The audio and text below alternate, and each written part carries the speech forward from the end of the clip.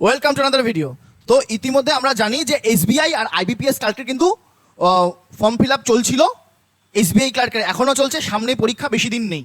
তো সেটারই সম্পূর্ণ সিলেবাস আর সম্পূর্ণ কোন কোন সাবজেক্ট পড়তে হবে আর কোন কোন নাম্বার, মানে কোন সাবজেক্টে কত নাম্বার আসে এবং কোন সাবজেক্টের কোন চ্যাপ্টার থেকে কত নাম্বার আসে তার মাইনিউট অ্যানালাইসিস আমরা করবো। মানে আমি একদম পোস্টমর্টম করে দেবো এই পরীক্ষাটার। মানে আমি জানি অনেকেই হচ্ছে পুলিশের অ্যাসপিরেন্ট যারা দেখছে ভিডিওটা, কেউ আছে পুলিশ, কেউ জিডি, কেউ সিজিএল, অন্যান্য কেউ রেল মানে পড়ছিল। অনেকে হঠাৎ করে মনে হয় যে এখন একটা ব্যাংকের নোটিফিকেশন বেরোলো, দেওয়া যাক ব্যাংকের পরীক্ষাটা। তো সেই জন্যে যারা একদম বিগিনার্স, ব্যাংক সম্পর্কে কিছু জানে না, তাদেরকে আমি এটা একদম ধরে ধরে বুঝিয়ে দেবো। এমনকি অন্যান্য পরীক্ষাগুলো থেকে কোথায় এটার তফাৎ এবং কোশ্চেনের প্যাটার্নে কোথায় তফাৎ। যেমন যদি ব্লাড রিলেশনের কোশ্চেন বলি, এসএসসি, রেলওয়ে বা স্টেট লেভেলের প্যাটার্ন আলাদা আর ব্যাংকের প্যাটার্ন কিন্তু একদম আলাদা, একদমই আলাদা। তো সেই ক্ষেত্রে কি কি প্যাটার্ন হবে সেটা আমি ডিটেলস আজকে মাইনিউট অ্যানালাইসিস করে বলবো, ঠিক আছে? তো ফার্স্ট, এসবিআই আইবিপিএস ক্লার্ক কত 2026, ঠিক আছে? এর আমি পুরো সেকশন, যতগুলো সেকশন আছে সেই সেকশনাল ব্রেকডাউন করব প্রত্যেকটা পার্টের, আর কোন পার্ট থেকে কত নাম্বার আসে সেটা কিন্তু আমি মাইনিউট এক্সপ্লেনেশন দেবো। তো প্রথমে যেটা হয় সেটা হচ্ছে একটা ব্যাংকের যে ক্লার্কের পরীক্ষা, সেটা দুটো ধাপ থাকে। একটা হচ্ছে প্রিলিমস আর একটা হচ্ছে মেইনস। কোনো ইন্টারভিউ থাকে না। যেমন হচ্ছে পিওর পরীক্ষার জন্য কিন্তু আমাদের ইন্টারভিউ দরকার হয়। তো সেই ক্ষেত্রে প্রিলিমসের কথা যদি আমরা বলি, সেটা এসবিআই আর আইবিপিএস ক্লার্ক দুটোর জন্য কিন্তু নাম্বার ডিস্ট্রিবিউশন একদম সেম টু সেম, ঠিক আছে? ও হ্যাঁ, আইবিপিএস ক্লার্কের ফর্ম ফিল আপ গতকাল শেষ হয়ে গেছে, আর এসবিআই ক্লার্কের কিন্তু এই মাসটা, মানে এই যে মাস চলছে এটা, এই অগাস্ট মাস কিন্তু এখনো বাকি আছে। তো যারা ফর্ম ফিল আপ করোনি করে নিতে পারো, ওকে? তো তিনটে সাবজেক্ট থেকে প্রিলিমসে ইংরেজি থাকে, কোয়ান্টিটিভ অ্যাপটিটিউড মানে ম্যাথস থাকে, আর রিজনিং থাকে। ইংলিশে থাকে হচ্ছে 30 নাম্বার, ম্যাথস আর রিজনিংয়ে 35, ঠিক আছে? আর প্রত্যেকটা প্রশ্নের এক নাম্বার করে, মার্কসও কিন্তু 30, 35, মোট আমাদের 100টা, মানে 100টা কোশ্চেন থাকবে আর মোট মার্কস হচ্ছে 100। আর প্রত্যেকটা সেকশনের জন্য 20 মিনিট করে কিন্তু টাইম থাকে। মানে ডেস্কটপ তুমি খুললে, ধরো সবার আগে ইংলিশ খুললো ডেস্কটপে, ঠিক আছে? 20 মিনিট শেষ, ইংলিশ চলে গেল, হয়তো খুলে গেল রিজনিং। মানে এইভাবে কিন্তু পরীক্ষাগুলো হয়, ঠিক আছে? তো প্রত্যেকটা সেকশনের জন্য 20 মিনিট মানে সেকশনাল টাইমিং থাকে, যেটা এসএসসিতে এবার থেকে লাগিয়ে দেওয়া হয়েছে। আর কি 1 ঘন্টা মোট টাইমিং, ঠিক আছে?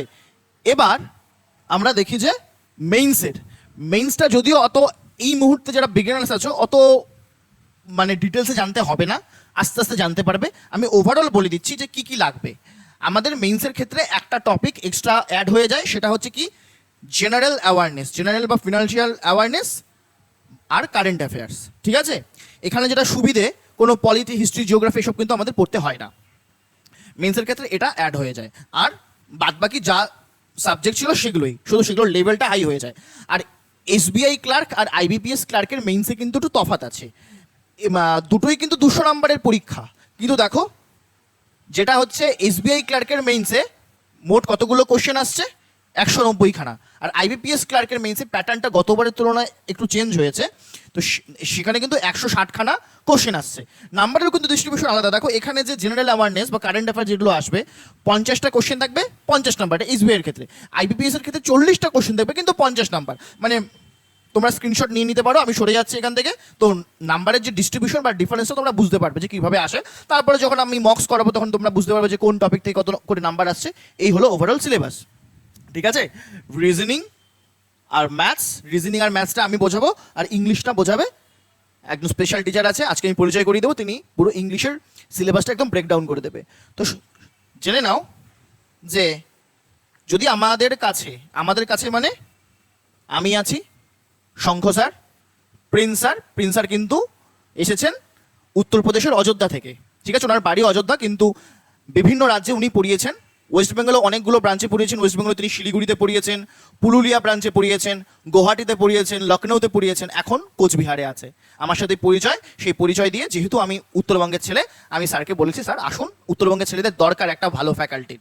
তো আমার কলিগ সেই হিসেবে নিয়ে চলে এসেছি কোচবিহারে। সাথে এই রবি স্যার দুর্ধর্ষ জিএস ফ্যাকাল্টি, ঠিক আছে? আর ইংলিশ ফ্যাকাল্টি হচ্ছে আমাদের প্রিন্স স্যার। বাদ বাকি দুটো সাবজেক্ট আমি দেখছি। তো স্যারদের ক্লাস তোমরা যখন ইউটিউবে দেখবে তখন তোমরা বুঝতে পারো। তবে স্যারেরা কিন্তু হিন্দিতে পড়ান, দুজনে কিন্তু হিন্দিতে পড়ান, কারণ এনারা কিন্তু খুব বাঙালি নন এবং বাংলায় বেশি দিন থাকেননি, এনারা বাইরে থেকে এসেছেন। ঠিক আছে, ব্যাংক হোক বা এসএসসি, যে কোনো পরীক্ষা। আর এই যে এটা হচ্ছে আমাদের নাম্বার, ঠিক আছে। এখানে কল করলে কিন্তু ডাইরেক্ট প্রিন্সিপালের কাছে ফোন ঢুকবে, এখানে কল করতে পারো, মেসেজ করতে পারো, হোয়াটসঅ্যাপ করতে পারো, এই হচ্ছে নাম্বার। যে কোনো পরীক্ষার জন্য কিন্তু আমরা প্রিপারেশন করাচ্ছি, ঠিক আছে। তো এইবার আমি ডিটেলস এক্সপ্লেনেশন করছি। প্রথমে আমরা ম্যাথস দেখে নিচ্ছি। তো ম্যাথসের ক্ষেত্রে আমরা মাত্র দেখলাম যে কত নাম্বারের ম্যাথস আসবে। ম্যাথস কিন্তু ম্যাথসের থেকে 35খানা কোশ্চেন থাকবে আর 35 নাম্বার, ঠিক আছে। টাইম হচ্ছে 20 মিনিট। তো ম্যাথসের পোর্শনকে 3টে ভাগে ভাগ করি। যদি প্রিলিমসের হিসেবে দেখি, স্পিড ম্যাথস, অ্যারিথমেটিক আর হচ্ছে ডেটা ইন্টারপ্রিটেশন। তবে এখানে একটা বিষয় আছে, এখানে আমি যে টপিকগুলো রেখেছি এগুলো ক্লার্কের পরীক্ষাতেও আসে, পিওর পরীক্ষাও আসে। তবে যে মাইনিউট ডিফারেন্স সেগুলো বলছি। ক্লার্কের পরীক্ষায় কিন্তু শুধুমাত্র সিম্পলিফিকেশন আসে, ঠিক আছে। অ্যাপ্রক্সিমেশন আসার সম্ভাবনা কিন্তু কম, এটা মেইনলি পিওতে আসে। এটা গেল। তারপর যেমন 35 নাম্বারের মধ্যে সিম্পলিফিকেশনই মোটামুটি 12 থেকে 13টা কিন্তু প্রত্যেকটা শিফটে আসে। 12 থেকে 13খানা কিন্তু সিম্পলিফিকেশন প্রত্যেকটা শিফটে আসে। তবু স্পিড ম্যাথ থেকে কি ধরে নিতে পারো কম করে 10 থেকে 20 নাম্বার কিন্তু ধরে নিতে পারো যে এইখান থেকেই আসে। আর এগুলো কিন্তু ডুয়েবল। হ্যাঁ, মাঝে সাঝে কিছু এমন কোশ্চেন দিয়ে দেয় খুব হচ্ছে মানে ক্যালকুলেটিভ, সেখান থেকে টাইম প্রচুর কনজিউম করে নেয়। ওইসবের অ্যাপ্রোচ কিন্তু আমাদের জানতে হবে। মানে মাঝে সাঝে কিন্তু স্টুডেন্টদের কাঁদিয়ে অবধি দেয় যে এমন সব কিছু ক্যালকুলেশন দিয়ে দেবে, যে এমন সব মাল্টিপ্লিকেশন ডিভিশন দিয়ে দেবে যে এত সময় নষ্ট হচ্ছে, স্টুডেন্টদের মাথা খারাপ হয়ে যায় ওখানেই। তো এখানে কিন্তু 12 থেকে 13টা কিন্তু প্রত্যেকটা শিফটে আসে। আমি আইবিপিএস এর কথা বলি, এসবিআই এর কথা বলি, সেটাই। কোনো ক্ষেত্রে দেখা যায় যে কোয়াড্রেটিক ইকুয়েশনের ক্ষেত্রে কোয়াড্রেটিক ইকুয়েশন কিন্তু 5খানা। কোয়াড্রেটিক ইকুয়েশন মানে বাংলা যদি বলি দ্বিঘাত সমীকরণ, 5খানা কিন্তু কোশ্চেন আছে। মানে ডুয়েবল, এগুলো শর্টে হয়, এগুলো ফ্রি এর নাম্বার দেবে, ফ্রি নাম্বার সিরিজ, ঠিক আছে। নাম্বার সিরিজ কোনো শিফটে 3টে এসছে, কোনো শিফটে 5টা। তবে নাম্বার সিরিজের দুটো টাইপ হয়, একটা মিসিং নাম্বার, একটা রং নাম্বার। তবে ক্লার্কের ক্ষেত্রে মিসিংটাই দেখার সম্ভাবনা বেশি। তবে সব থেকে বেশি কিন্তু এই সিম্পলিফিকেশন ধরে রাখো 99.99% শিফটে থাকবে এবং 10খানার ওপরে থাকবে। ক্লিয়ার? তারপরে যেটা ডুয়েবল সেটা কিন্তু ডেটা ইন্টারপ্রিটেশন। এখান থেকে মোটামুটি ধরে রাখো দুটো থাকবে। দুটো মানে একটা থেকে দুটো থাকে। ধরো মানে ডেটা ইন্টারপ্রিটেশন কি, একটা ডেটার ইন্টারপ্রিটেশন যদি তোমরা সলভ করো, সেখান থেকে মোটামুটি তোমাদের 5খানা কোশ্চেন কিন্তু সলভ করতে হয়। মানে একটা ডিআই থেকে 5টা কোশ্চেন থাকে, তো দুটো ডিআই থেকে 10টা কোশ্চেন থাকবে। তো এই যে এটার মধ্যে ব্যালেন্স হয়। ধরো তোমার শিফটে একটা ডিআই আসলো, তখন কিন্তু ওই যে স্পিড ম্যাথ 20 আসবে না, এখান থেকে ধরো 5 নাম্বার কমিয়ে দেবে, সেটা 12-15 নাম্বারে আসবে। যদি ধরো এখানে একটা ডিআই দিল, সেই ক্ষেত্রে কিন্তু এই সিম্পলিফিকেশন 18 থেকে 20খানা জিজ্ঞেস করে নেবে। এইভাবে কিন্তু ব্যালেন্স করা হয় নাম্বারের। বোঝা গেল? আচ্ছা, তো ডিআই এর ক্ষেত্রে টেবিল ডিআই, এই বার গ্রাফ, ঠিক আছে, pie chart, line graph.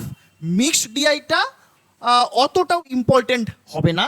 Mixed DI এর ক্ষেত্রে ওই ক্লার্কের ক্ষেত্রে এটা না আসার সম্ভাবনা বেশি। তবে ক্যাসলেট ডিআই কিন্তু আসে, এবং এমনকি ভেন ডায়াগ্রাম যেখানে দরকার পড়ে এটা কিন্তু আসে। মোটামুটি এমনও দেখা যায় 3 নাম্বারে দিয়ে দেয়। ক্যাসলেট ডিআই একটা দেবে ভেন ডায়াগ্রামে 3 নাম্বারে, কিন্তু প্রিভিয়াস ইয়ারে এরকম কিন্তু কিছু শিফটে কিন্তু এসেছে। বোঝা গেল? আচ্ছা, এটা গেল ডিআই আর স্পিড ম্যাথ। এই ক্ষেত্রে তোমরা যারা অন্যান্য পরীক্ষার প্রিপারেশন নিচ্ছ, সেখানে হয়তো ডিআই এর অতটা ওয়েটেজ নেই, কিন্তু ব্যাংকের ক্ষেত্রে কিন্তু ডিআইটা খুব ইম্পর্টেন্ট, কিন্তু স্কোরিং পার্ট। ভালো করে প্রিপারেশন নিলে এখান থেকে কিন্তু 10 নাম্বার কিন্তু ছাকা বেরিয়ে যায়, ঠিক আছে। সিম্পলিফিকেশন আর ডিআই দুটো কিন্তু ডুয়েবল একদম, এগুলো হচ্ছে স্কোরিং পার্ট। আর এবার আসছি অ্যারিথমেটিকে পার্সেন্টেজ খুব ইম্পর্টেন্ট, একটা থেকে দুটো, এমনকি একটা শিফটে কিন্তু 3টে কোশ্চেন এসেছিল, একটাই আসে বেশিরভাগ ক্ষেত্রে। রেশিও, এটা তো মানে ব্যাকবোন, পুরো অ্যারিথমেটিকের ব্যাকবোন। পার্সেন্টেজ রেশিও একদম গুলে খেতে হবে, ঠিক আছে। তারপর profit and loss, compound interest, simple interest. এটা যেমন পার্সেন্টেজের রেশিও করলে কি প্রফিট অ্যান্ড লস, এসআইসিআই, বয়সের অঙ্ক, এজ, তারপরে পার্টনারশিপের তো 1 নাম্বার থাকবেই থাকবে, খুব সহজ প্রশ্ন আসে এটা। ম্যানসুরেশন থেকে একটা থাকতে পারে, মিক্সচার অ্যালিগেশন, সব হচ্ছে পার্সেন্টেজের রেশিওর উপর ডিপেন্ড করে। এটাও স্পিড ডিস্টেন্স টাইম, এটাও কিন্তু এই যে পার্সেন্টেজের রেশিও এটার উপর বেস করে কিন্তু এটাও হয়ে যাচ্ছে, ঠিক আছে। এই জিনিসগুলো আসার সম্ভাবনা কম, মানে আসবে না। প্রবাবিলিটি, পারমুটেশন, কম্বিনেশন, এগুলো হচ্ছে মূলত পিওর টপিক। আর এখান থেকে ডেটা কম্পারিজন যেটা আছে, কি জিনিস সেটা বলছি না, এটা এসবিআই ক্লার্কে তবু আসলেও আসতে পারে, আইবিপিএস এ আসার সম্ভাবনা কিন্তু খুব একটা নেই। তবে এভারেজের অঙ্ক, boat and stream, time and work, pipe and stream, মানে এই time and work, pipe and cistern মোটামুটি একই ধরনের, তাই তো? এই জিনিসগুলো কিন্তু আমাদের পড়তে হবে। এটা হচ্ছে আমাদের মোটামুটি সিলেবাস। বা তোমরা যদি কেউ অন্যান্য পরীক্ষার জন্য কেউ কেউ যদি প্রিপারেশন নিয়ে থাকো, সেটা রেল হোক, এসএসসি হোক, ঠিক আছে, বা পুলিশ হোক, বেসিক তো আলটিমেটলি সেম, শুধু পরীক্ষার কোশ্চেনের লেভেলটা একটু হাই আর লো হয়, ঠিক আছে? সেক্ষেত্রে তোমাদের মক্স দিতে হবে, মক্স থেকে তোমাদের বুঝতে হবে যে স্পেশাল ব্যাংকিংয়ের কোর টপিকটা কি। তো এটা স্ক্রিনশট তোমরা নিয়ে নিতে পারো, আমি সরে যাচ্ছি। এটা কিন্তু আলটিমেটলি ম্যাথসের সিলেবাস, ঠিক আছে?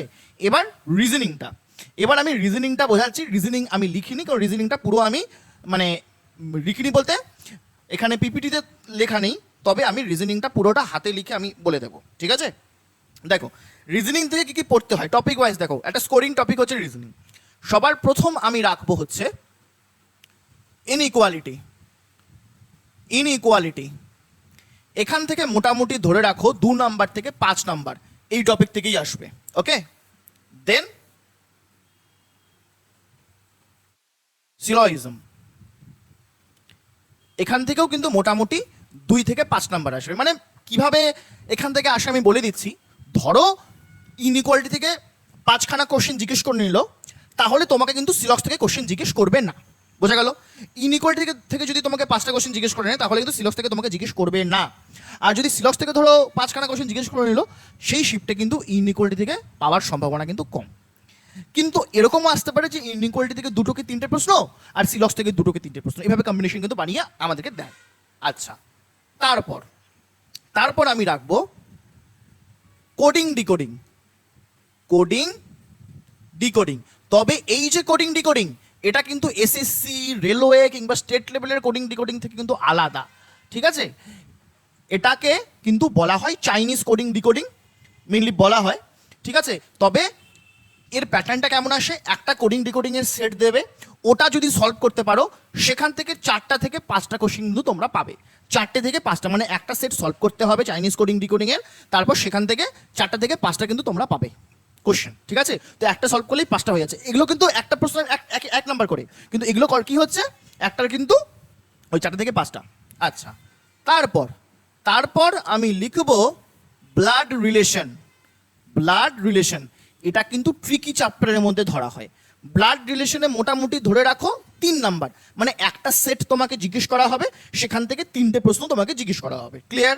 আচ্ছা, তবে বলে দিচ্ছি ব্লাড রিলেশনেও কিন্তু একটু প্যাটার্নের তফাৎ আছে। যেমন প্রিলিমসের ক্ষেত্রে যদি আমি বলি, যেটা তোমরা এসএসসিতে এই ধরনের একটা কোশ্চেন করো না, ওই যে ন্যারেশনের স্ট্রাকচারে, যে কেউ কাউকে পয়েন্ট করে বললো, তারপরে ইনভার্টেড কমার মধ্যে কোশ্চেনটা থাকে, তাই না?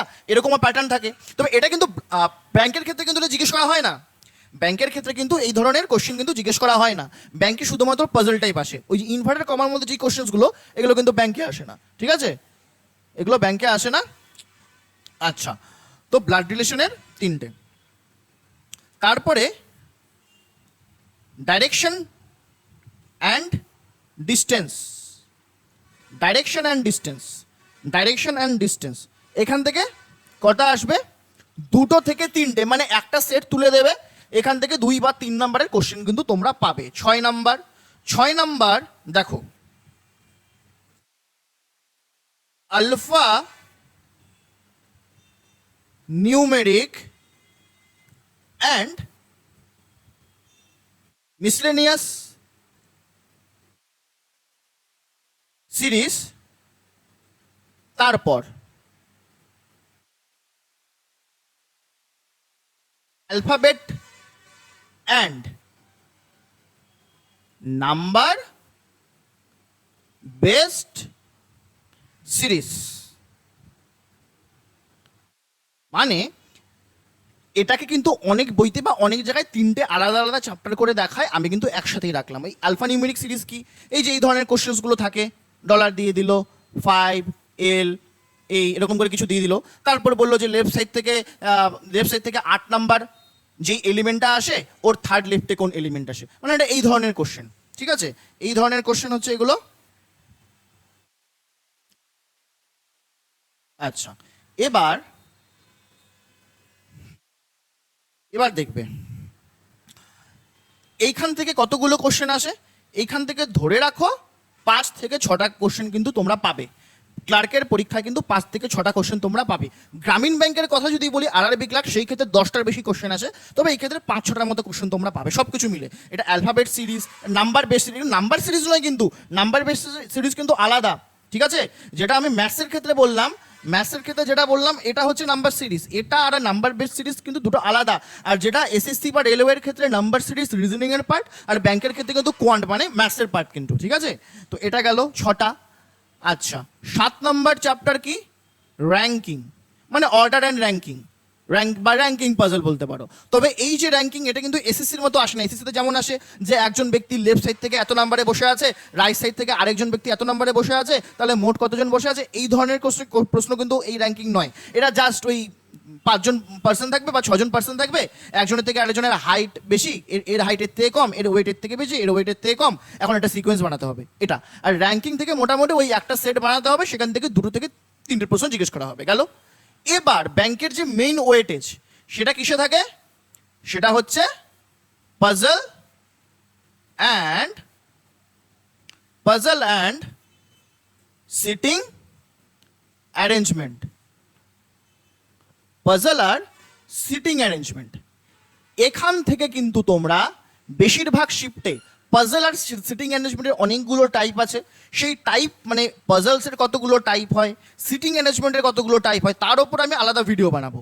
তবে পাজল আর সিটিং অ্যারেঞ্জমেন্ট এইখান থেকে, এটাকে সবচেয়ে ওয়েটেজপূর্ণ জায়গা, এখান থেকে তোমাদের কতগুলো থাকবে কোশ্চেন মোটামুটি ধরে রাখো 2 থেকে 3টে সেট পাবে। মানে 2 তো পাবেই পাবে, 3টে সেটও থাকতে পারে। আর একটা সেট থেকে কিন্তু 5খানা কোশ্চেন জিজ্ঞেস করা হয়, একটা সেট থেকে কিন্তু 5খানা, মানে ইদানিং দেখা যাচ্ছে অনেক সময় 4টে প্রশ্ন জিজ্ঞেস করা হচ্ছে, 4টে প্রশ্ন জিজ্ঞেস করা হয়, মানে 5খানা মোটামুটি ধরে রাখতে পারো 10 থেকে 15, এই 2টো টপিক থেকে মোটামুটি 15 নাম্বার তোমরা ধরে নাও যে এই 2টো টপিক থেকে তোমরা পাবে, ঠিক আছে? এই হচ্ছে ওভারঅল সিলেবাস, এটা হচ্ছে প্রিলিমসের সিলেবাস। আর মেইনসের জন্য জাস্ট এগুলো তো আছেই, এগুলোর লেভেল হাই হয়ে যাবে। এগুলোর লেভেল হাই হয়ে যাবে বলতে, যেমন ধরো ইনইকুয়ালিটিটা, কোডেড ইনইকুয়ালিটি, তবে কোডেড ইনইকুয়ালিটি অতটা কঠিন নয়। মানে কি করে মেইনসের ক্ষেত্রে, ধরো ব্লাড রিলেশন আর পাজল মিক্স করে দিয়ে দিল, হাই লেভেলের দিয়ে দিল। মানে সিটিং অ্যারেঞ্জমেন্টের ক্ষেত্রে একটা গোল টেবিল, তার ভেতরে একটা স্কোয়ার টেবিল বসিয়ে দিল। টোটাল ধরো বাইরের টেবিলে 6জন বসে আছে, ভেতরের টেবিলে 6জন বসে আছে, মানে একটু হাই লেভেলের কোশ্চেন। মানে বলা যায় যে পিও লেভেল যে কোশ্চেনগুলো বলতে গেলে প্রায় ক্যাট লেভেলের কোশ্চেন জিজ্ঞেস করা হয়, ঠিক আছে? আর মেইনসের ক্ষেত্রে যদি আমি বলি, আমাদের আরো এক্সট্রা 3টে টপিক পড়তে হবে। কি কি? Machine input output, machine input output, তারপর আমাদের পড়তে লাগবে ডেটা সাফিসিয়েন্সি,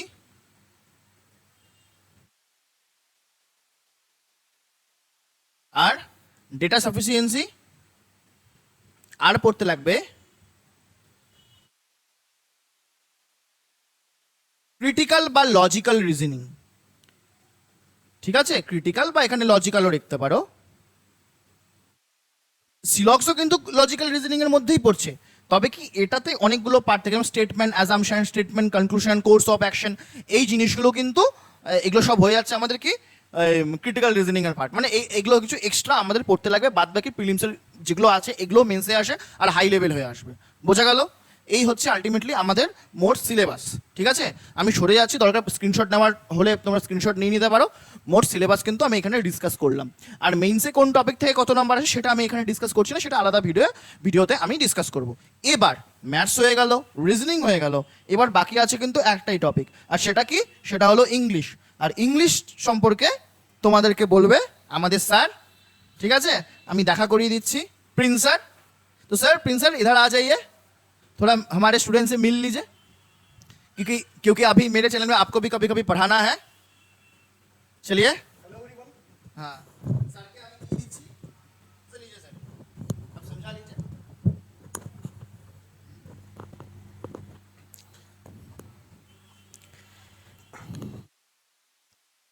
हेलो एवरीवन, जैसा कि आप सबको सर ने बताया कि कैसे जो है हम जो हमारा एग्ज़ाम होगा आईबीपीएस और एसबीआई क्लर्क का, उसमें मैथ और जो है रीजनिंग को कैसे हम टारगेट कर सकते हैं, बात समझे ना।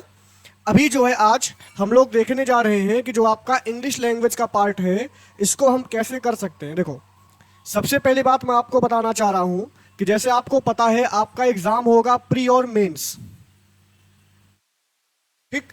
और जो आपका इंग्लिश वाला पार्ट है वो प्री में भी आएगा और बोलो किस में आएगा, मेंस में भी आएगा, है कि नहीं है। दूसरी बात आपको पता होगा मेंस में सबसे ज्यादा जो स्कोरिंग सब्जेक्ट है वो आपका इंग्लिश है। तो अगर हम इंग्लिश को जो है कायदे से पढ़ते हैं अच्छे से तो हम बहुत अच्छा स्कोर कर सकते हैं। किसमें बोलो, मेंस में। और दूसरी बात मैं आपको बताता हूं, जो प्रीलिम्स का आपका पेपर है ये आपका क्वालिफाइंग है। मतलब अगर आप प्रीलिम्स क्वालिफाई करते हो तो जो आपका मेंस के बाद जो आपका मेरिट बनता है उसमें ओवरऑल मार्क्स बोलो किसका ऐड होता है, मेंस का ऐड होता है, प्रीलिम्स का तो होता नहीं है कि नहीं है। तो हमें क्या करना है, इंग्लिश को ऐसे कवर करना है जिसमें हम प्री और मेंस, प्री प्लस मेंस दोनों एक साथ बोलो क्या कर पाए, कवर कर पाए। समझ पा रहे हो। तो देखो अब हम क्या करेंगे, उन चैप्टर्स को देखेंगे जिसको हम अगर अच्छे से पढ़ते हैं तो हमें क्या होगा बोलो, बेनिफिट मिलेगा प्रीलिम्स और मेंस बोलो दोनों में। समझ पाए ना। तो देखते हैं, जैसे कि आपको पता होगा जो आपका इंग्लिश वाला पार्ट है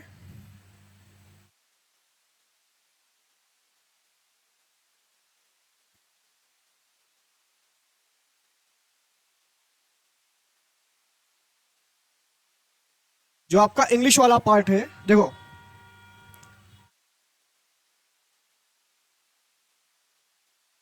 इंग्लिश को हम 3 पार्ट में डिवाइड कर सकते हैं।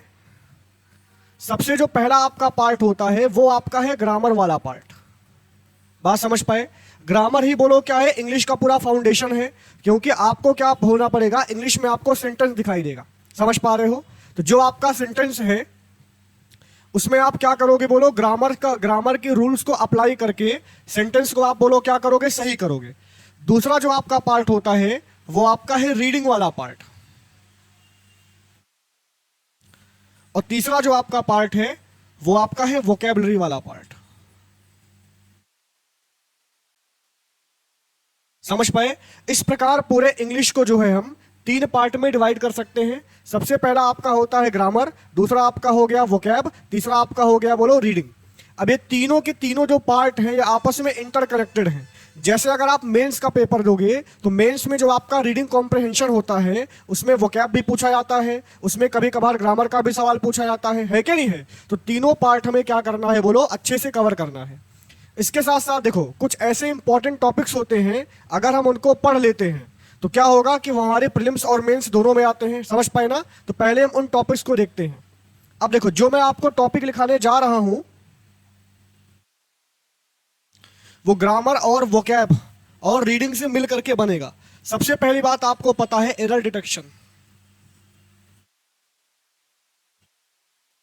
एरर डिटेक्शन तुम्हारा प्री में भी आएगा और बोलो किस में आएगा, मेंस में भी आएगा, है क्या नहीं है।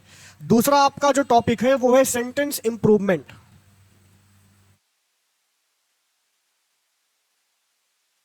मैं आपको सबसे लेटेस्ट ट्रेंड बता रहा हूं कि पेपर में अभी कौन कौन से टॉपिक्स हैं जो प्रीलिम्स में भी आते हैं और मेंस में भी आते हैं।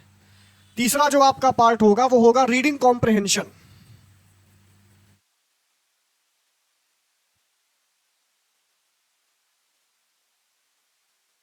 तीसरा आपका पार्ट हो गया रीडिंग कॉम्प्रिहेंशन। जो तुम्हारा रीडिंग कॉम्प्रिहेंशन है ये भी तुम्हारा प्रीलिम्स में भी आता है और मेंस में भी आता है।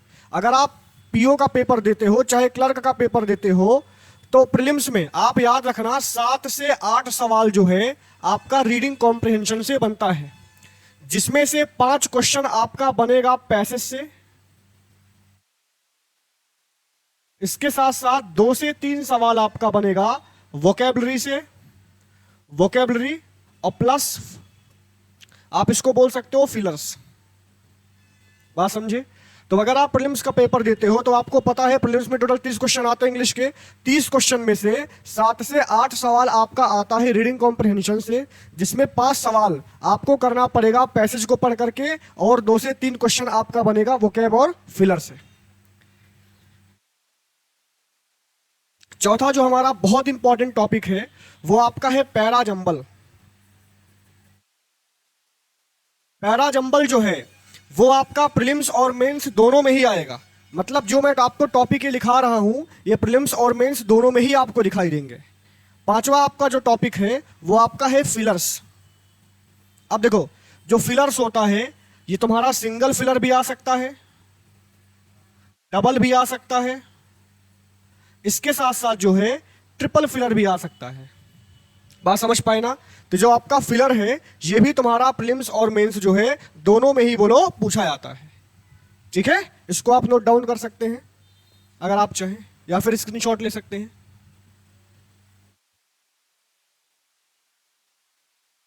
ठीक है, चलो इसके साथ साथ नेक्स्ट आपका जो है वर्ड स्वैप। वर्ड स्वैप भी आपका जो है प्रीलिम्स और मेंस में पूछा जाता है। समझ पा रहे हो?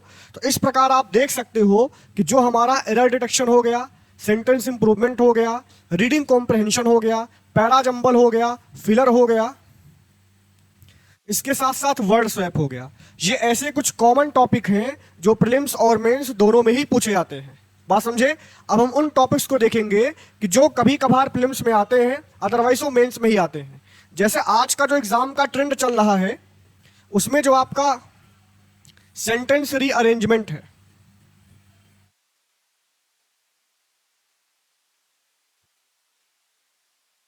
अब जैसे अगर देखो अगर आप एसबीआई पीओ देते हो तो एसबीआई पीओ में पक्का आता है। क्यों आता है?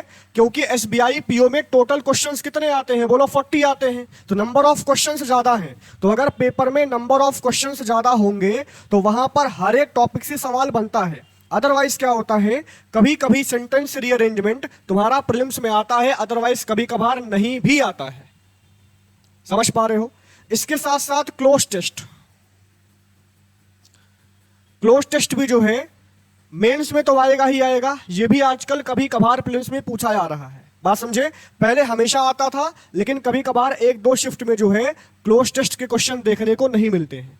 बात समझे? बट एक बात ध्यान रखना है, क्लोज टेस्ट को हमें क्या करना है, स्टार्टिंग से ही पढ़ना है। क्यों? क्योंकि इसमें जो है मिस्टेक बहुत ज्यादा होता है बच्चों से, because options are very very close, इसीलिए इसका नाम ही बोलो क्या पड़ा है, क्लोज टेस्ट है। तो हमें क्या करना है, स्टार्टिंग से ही क्लोज टेस्ट को जो है अच्छे से पढ़ना पड़ेगा। समझ पा रहे हो? इसके साथ साथ आपको पता है जो स्पेलिंग के क्वेश्चंस होते हैं, स्पेलिंग के भी क्वेश्चन हमारे पेपर में पूछे जाते हैं। आपको एक स्टेटमेंट देगा, उसमें 4 स्पेलिंग को हाईलाइट कर देगा, पूछेगा इसमें से कौन सा स्पेलिंग सही है या फिर कौन सा स्पेलिंग गलत है। एक अभी नया नया बहुत ज्यादा बैंक में पूछा जा रहा है, शायद आप लोगों ने ऑब्जर्व नहीं किया होगा, use of word. Use of word in a sentence. अभी ये पेपर स्पेशली पीओ के पेपर में देखने को मिलता है। आपके सामने एक वर्ड लिख देंगे, समझ पाए, और आपको क्या करना पड़ेगा, उस वर्ड का इस्तेमाल करना पड़ेगा सेंटेंस में। अब उसमें क्या होगा, देखो जो वर्ड आपके सामने लिखा जाएगा, आपके सामने 2 या 3 सेंटेंस होंगे और आपको पता लगाना है उस वर्ड का इस्तेमाल किस सेंटेंस में सही तरीके से किया गया है। बात समझे? तो इसमें देखो अल्टीमेटली हमें रटना नहीं है, हमें समझना है, हमें सीखना है ग्रामर का एप्लीकेशन। जो हम पढ़ रहे हैं उसको क्या करना, बोलो क्वेश्चन में अप्लाई करना। बात समझे? तो मोटा मोटा ये कुछ ऐसे टॉपिक्स हैं जिसको आपको बोलो क्या करना पड़ेगा, अच्छे से कवर करना पड़ेगा अगर आप जो है बैंकिंग का एग्जाम निकालना चाहते हो, चाहे आपका प्रीलिम्स हो चाहे आपका मेंस हो। बाकी कुछ ऐसे टॉपिक्स भी हैं जो पहले मेंस में आते थे, अभी मेंस में बोलो नहीं आते हैं। ठीक है? क्योंकि अभी जो क्वेश्चन पूछा जा रहा है वो प्रैक्टिकल ओरिएंटेड है, जिससे आपके इंग्लिश को अच्छे से टेस्ट किया जा सके। समझ पा रहे हो ना? अच्छा, अब हम देखते हैं कि इसको हम कवर कैसे कर सकते हैं। हम यहां पर कवर कैसे करेंगे? सबसे पहली बात देखो, जो आपका वोकैब वाला पार्ट है, अब आपको पता होगा जो वोकैबलरी है वो काफी इंपॉर्टेंट है। वोकैबलरी से सवाल डायरेक्ट भी बनते हैं और सवाल बनते हैं इनडायरेक्ट भी। मान लीजिए आपके सामने पैसेज है, आपके सामने क्लोज टेस्ट है, आपके सामने फिल इन द ब्लैंक्स है, अगर आपको किसी वर्ड का मतलब नहीं पता तो अल्टीमेटली बोलो क्या होगा, आपको दिक्कत होगा, है कि नहीं है? तो आपको क्या करना है, हम लोग यहाँ पर जो है अगर हम डेली 10 से 20 वर्ड जो है अच्छे से क्या करें, बोलो याद करें, और वीकली उसका बोलो क्या करें, रिवीजन करते हैं। तो आसानी से बोलो क्या कर सकते हैं, हम वोकैब को कवर कर सकते हैं। इसके साथ साथ देखो आजकल क्या हो रहा है कि मैक्सिमम लोग एडिटोरियल पढ़ रहे हैं, मैक्सिमम लोग द हिंदू के वर्ड्स को पढ़ रहे हैं, बट हमें क्या करना, देखो बैंकिंग का पेपर हो, चाहे एसएससी का पेपर हो, चाहे डिफेंस का पेपर हो, उसमें क्या होता है, वोकैब का एक पैटर्न सेट होता है। बात समझे? तो सबसे पहले जो है हमें एग्जाम ओरिएंटेड वोकैब्स को बोलो कवर करना पड़ेगा। बात समझे? तो वोकैबलरी भी अगर आप पढ़ते हो तो आपको एग्जाम ओरिएंटेड पढ़ना पड़ेगा। ऐसा नहीं होगा कि कुछ भी पढ़ना स्टार्ट कर दिए, मतलब कहीं से भी किताब उठा के पढ़ना स्टार्ट कर दिए, ऐसे नहीं करना है। एग्जाम ओरिएंटेड वोकैब ही हमें कवर करना है, तभी हमारा जो है कम समय में ज्यादा से ज्यादा वोकैब हम याद कर पाएंगे और मैक्सिमम वोकैब आपको एग्जाम में मिलेंगे। समझ पा रहे हो? इसके साथ साथ देखो दूसरा जो आपका रीडिंग वाला पार्ट है, अब जैसे आपको पता है जो आपका रीडिंग कॉम्प्रहेंशन होता है, प्रीलिम्स में भी आता है, मेंस में भी आता है। बहुत सारे बच्चे जो इंग्लिश बैकग्राउंड से नहीं हैं, जो बंगाली मीडियम से पढ़े हैं, उनका मान लो अगर इंग्लिश वीक है तो आपको पता है, देखो डेली बेसिस पे हमें क्या करना है, जो चीजें इंटरेस्टिंग होती हैं, जैसे नॉवल हो गया, कोई स्टोरी बुक हो गया, तो उसको हमें क्या करना है, पढ़ना है, जिससे इंग्लिश का जो बेसिक अंडरस्टैंडिंग है वो हमारा बोलो क्या हो, स्ट्रांग हो। दूसरी बात आपको पता होगा, जो पैसेज होता है, अभी का ऐसा ट्रेंड चल रहा है कि पैसेज से डायरेक्ट सवाल नहीं पूछ रहा है। जो क्वेश्चंस बनते हैं आरसी से वो डायरेक्ट नहीं पूछे जाते, वो घुमा के पूछे जाते हैं। तो पैसेज को भी सॉल्व करने के कुछ अप्रोच होते हैं, जो मैं आपको यहां पर जो है इस चैनल पे सिखाऊंगा। ठीक है? अगर आप उन अप्रोच से जो है पैसेज को सॉल्व करते हैं तो कम समय में जो है अच्छी एक्यूरेसी के साथ आप आरसी को आसानी से सॉल्व कर पाएंगे। समझ पा रहे हो ना? इस तरीके से जो है हमारा रीडिंग वाला पार्ट कवर हो जाएगा। और बाकी जो आपका क्लोज टेस्ट हो गया, पैरा जंबल हो गया, ठीक है, इन सबको भी जो है हम क्वेश्चन के थ्रू करेंगे। मतलब जब हमारे पास क्वेश्चन आएगा, जब हम क्वेश्चन की प्रैक्टिस कराएंगे, तो क्वेश्चन के साथ साथ जो है जो ऑप्शन है, इन दोनों में मैं आपको सिखाऊंगा रिलेशन बताना, कि कैसे आप जो है क्वेश्चन को देखेंगे, उसके बाद ऑप्शन को पढ़ करके यूजिंग द ऑप्शन एलिमिनेशन आप इजीली सही आंसर तक पहुंच सकते हैं। देखो आजकल पेपर ऐसा नहीं आता कि आप पैरा जंबल उठा लिए और कम से कम 1000 पैरा जंबल सॉल्व किए तो आपको आ जाएगा, ऐसा नहीं है। उसका एक प्रॉपर अप्रोच होता है, प्रॉपर सीक्वेंस होता है, कुछ ऑब्जर्वेशन होता है। अगर आप उन तरीके को, उन पैटर्न को फॉलो करेंगे तो इजीली आप जो है क्वेश्चंस को सॉल्व कर पाएंगे। समझ पा रहे ना? इस प्रकार जो है इंग्लिश का पूरा जो आपका प्रीलिम्स है और जो आपका मेंस है वो आपका यहां पर कवर हो जाएगा। और मैं एक बात आपको बताता हूं, अगर एक बार जो है आपने इंग्लिश का जो फाउंडेशन है, फाउंडेशन का मतलब हो गया जो बेसिक यूज होता है, किसी भी सेंटेंस में आपको पता है कुछ बेसिक पार्ट्स ऑफ स्पीच हैं, अगर उनके कुछ बेसिक रूल्स आपको पता है तो आसानी से आप क्वेश्चंस को सॉल्व कर सकते हैं। समझ पाए? तो हमारे जो पढ़ाने का तरीका होगा वो पहला तुम्हारा होगा फाउंडेशन को स्ट्रॉन्ग करना। फाउंडेशन स्ट्रॉन्ग करने के बाद जो है आपको सिखाना ऑप्शन एलिमिनेशन मेथड। ये इंग्लिश में बहुत काम करता है, इंग्लिश का हर सब्जेक्ट में काम करता है। अगर किसी बच्चे को ऑप्शन एलिमिनेट करना आ गया इंग्लिश में ना, तो वो आसानी से बड़े क्वेश्चंस को क्रैक कर सकता है। तीसरी बात, मैं आपको सिखाऊंगा क्वेश्चंस को टोन से कैसे सॉल्व करते हैं। अब देखो बहुत सारे बच्चे एसएससी का भी एग्जाम देते हैं, बैंक का भी एग्जाम देते हैं। अगर मैं आपको एक लाइन में पूछूं कि एसएससी और बैंक के इंग्लिश में डिफरेंस क्या है, तो जो बैंकिंग का पैटर्न होता है ना वो पहले से ही सेट होता है। मतलब जो एग्जामिनर बैंकिंग का पेपर बनाता है उसमें वो ऑप्शन को इस हिसाब से सेट करता है कि वहां पर आप ऑप्शन एलिमिनेशन बहुत आसानी से लगा पाओगे। एसएससी में ऐसा नहीं होता। ठीक है? तो हम जो है बैंकिंग के पेपर में टोन का इस्तेमाल करेंगे। अगर क्वेश्चन का टोन पॉजिटिव होगा तो आंसर आएगा पॉजिटिव, अगर क्वेश्चन का टोन नेगेटिव होगा तो आपका जो आंसर होगा वो बोलो क्या होगा, नेगेटिव होगा। इस प्रकार जो है हम क्वेश्चंस को आसानी से जो है सॉल्व कर पाएंगे। समझ पा रहे हो सभी लोग ना? इसका आप स्क्रीनशॉट ले सकते हैं अगर आप चाहें।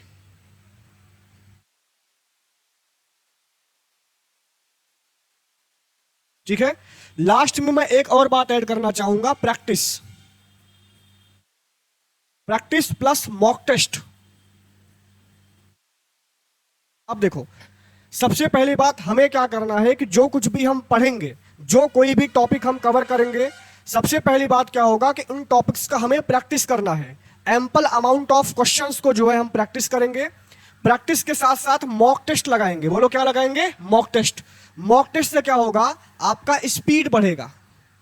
दूसरी बात, जो आपकी मिस्टेक्स हैं वो आप जान पाओगे कि कहाँ कहाँ हमसे गलती हो जा रही है, कहाँ कहाँ हम बोलो मिस्टेक कर रहे हैं। बात समझे? और तीसरा होगा इसी मॉक टेस्ट का एनालिसिस। बात समझे ना? तो इस प्रकार जो है अगर हम इस तरीके से इंग्लिश को पढ़ते हैं तो within 6 to 7 month banking का PO level, pre plus mains, आप जो है बहुत ज्यादा एफर्ट ना करके भी तैयारी आप अच्छे से कर सकते हो। बाकी आपको सर बताएंगे आगे। Thank you very much. Thank you sir, thank you very much.